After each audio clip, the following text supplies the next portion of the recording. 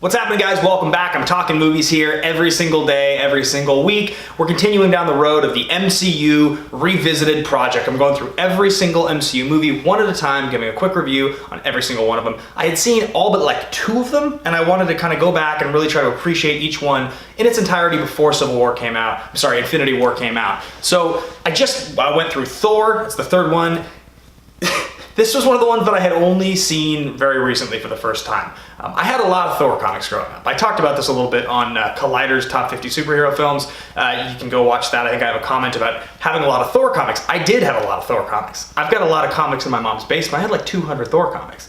Now, the character of Thor was a dunce. I say this. He was just kind of a doofus. He looked really silly. He looked like, you know, Fabio threw on some armor and said some ridiculous things. He's a god. And back in the day, you know, there was a lot that with the mythos of kind of Asgard and all the gods, and that was what was really cool about Thor. Well, Mark Millar, this writer who's behind a lot of the big famous series, like he's behind Kingsman and he wrote the comic for Civil War. He took this character and he really like sexied him up. He gave him a beard and he put him in the series called The Ultimates, which was basically like Avengers, the movie, the comic book, but it was back in like 2001. And it turned Thor into a much cooler character. And they based a lot of what they did in the Thor movie and in the Avengers films on that portrayal. Chris Hemsworth, phenomenal casting choice. I mean, Chris Hemsworth is as good as Thor as you could possibly imagine an actor being. Like, I think when it comes down to Thor, the character in this Thor movie, he saves the movie. Like, he's the far and away the best part. But the problem is, Kenneth Branagh gives it this tilted camera, extremely dramatic kind of feel. And in theory, it was a really cool idea to take this incredibly famous Shakespearean actor and director, Kenneth Branagh, you know, Henry V and Hamlet, this guy who was just so well known for this one sort of genre, and make a Thor movie, right? He's directing these Asgardian characters.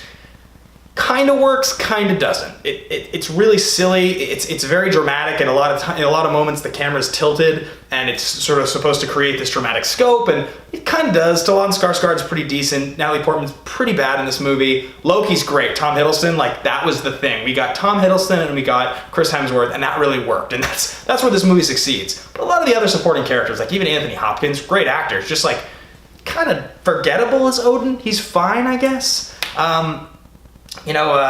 His mom is played by, I'm forgetting her name right now. She's Hippolyta in Wonder Woman, I'm pretty sure. Connie Nielsen, I'm fairly certain is his mom, and she's great. She's a really good mom. Bottom line, what this movie really comes down to is the direction feels a little heavy-handed. Thor and Loki are terrific, and a lot of the rest of the movie's bad. Like, it doesn't really succeed. Now, it's not as bad as Dark World, and when I get to Dark World later in these reviews, Dark World's a bad movie. Ragnarok, one of the top 5 Marvel movies. So excited to kind of talk about those as we go forward, but Ragnarok's a long time down the line.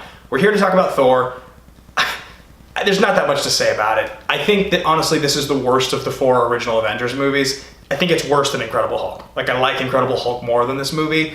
This movie just only holds together in its best moments, and the worst moments are very bad. Which is bad because the second one's even worse. Just my opinion. Anyway, guys, thanks for stopping by. I appreciate you watching these. Just having a good time kind of going one at a time through the Marvel movies, enjoying the MCU, really taking it all in. Idris Elba, this Heimdall, very good. That's a bright spot in this movie. I forgot about that. I like him as a character. It's cool that he becomes more and more relevant as the series goes on as well. Anyway, guys, thanks for listening. Thanks for watching. Go ahead and follow me on Twitter, Ben Bateman Media. Subscribe if you want. Leave a comment. I'm going to be doing videos on this channel here and there. Not really promoting it too much right now, but if you like what you're seeing, you want to keep talking movies with me, leave your thoughts below and I'll respond. Anyway, guys, thanks a lot. We'll see you next time.